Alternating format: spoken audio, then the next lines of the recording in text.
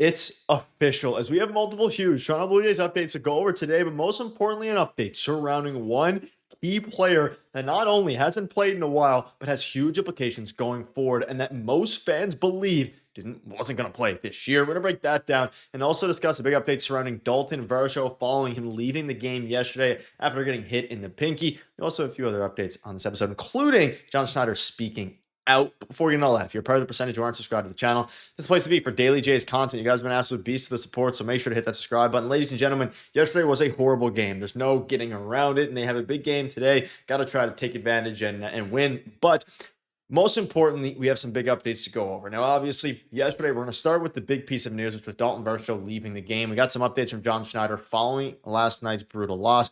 And the good news, yeah, it is good news ultimately. The good news is that his Varsho's x-rays came back negative. I'd expect he's still swollen, sore, and will miss a few games, but initial tests are good. So John Schneider came out and revealed that the tests are negative, which is fantastic news because the initial reaction was, broken bone, going to be missing weeks, months, all these different things the rest of the year. He is not going to be missing a significant amount of time. Most likely won't even hit the IL, and it is negative, the x-rays. Now, he was in immense pain. The Jays have some horrible luck with getting hit when down a lot in ball games, down 7-2. I think at the time, maybe 7-0, whatever it was, getting hit in the pinky.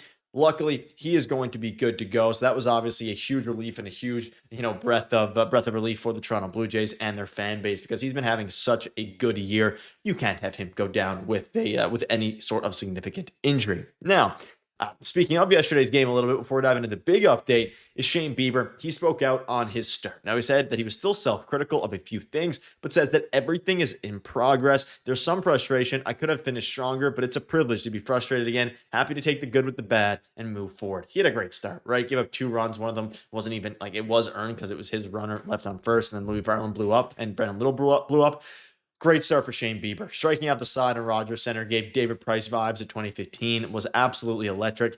He's going to be fantastic. The offense was horrible. The bullpen was horrible. And the bullpen is a huge problem. Stay tuned for a video for that coming soon. But at the end of the day, folks, the Jays, Shane Bieber, fantastic acquisition. And he looks really, really good. He looks just as good as he did before Tommy John surgery. And hopefully he can continue this for the foreseeable future for the Toronto Blue Jays, both finishing this year, but also looking at an extension going forward. But now that the housekeeping is done surrounding some of the updates from yesterday night's game, ladies and gentlemen, it sounds more realistic than ever that Anthony Santander can return in 2025. And folks, it is official. They are doing everything in their power to get him back, and he's been doing everything in Toronto. And what's official is that he will travel to Cincinnati, and they hope he could start rehab games after that series. So he is going to be starting rehab games soon. He's going to be, it is more likely than ever that he makes a real impact on this team. I had a video on that a few days ago. Folks, this is a very, very big piece of news because this is a guy that for most of the year after getting hurt,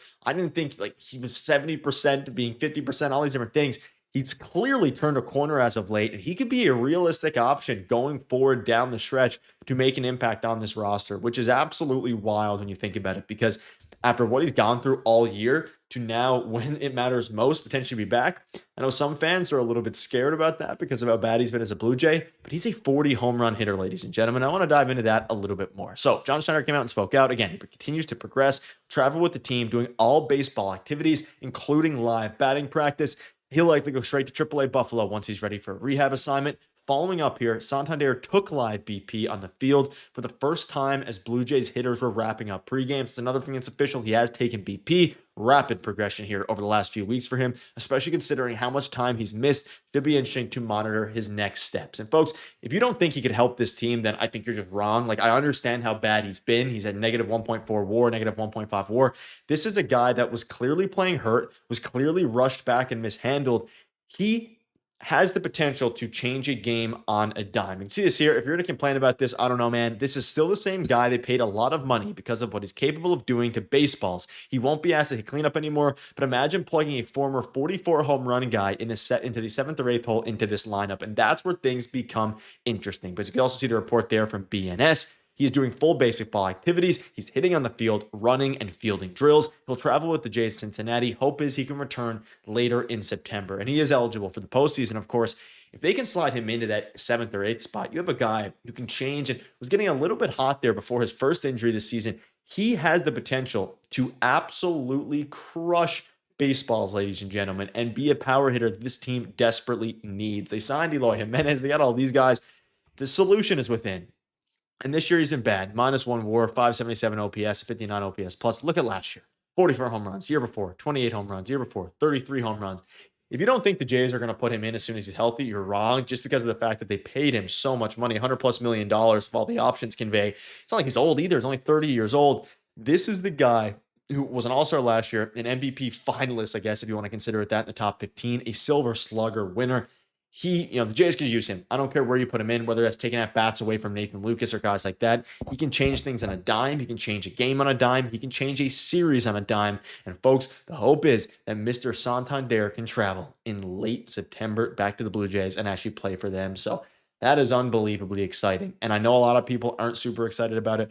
I want to see Santander back. Add him to the bottom of the lineup. See if he can get going. If he doesn't, obviously don't play him. But I have faith that Santander, when healthy, after a rehab stint, would be good to go. But we're potentially now a few weeks away from the big Anthony Santander return. And September 30th now. Or August 30th. Forgive me. Of course, September's right around the corner. Let me know down below what your thoughts are on that, because it has been a long road for Mr. Santander, and to see him on the horizon and actually coming back soon, it'll be crucial, especially as the Jays have been giving up games lately with yesterday's loss in the AL East race. It's going to be wild. It's going to be interesting. And boy, oh boy, let me know, most importantly, do you want him back? That's ultimately what I want you guys to answer in the comment section, because fan base seems a little bit split right now, 50-50. And I think at the end of the day, you cannot go wrong with having Santander in the mix. Now, some worse news to go over. Yimi Garcia. So he will have elbow surgery and he's out for the season. So any hope that Yimi Garcia was going to be returning has been flushed down the toilet.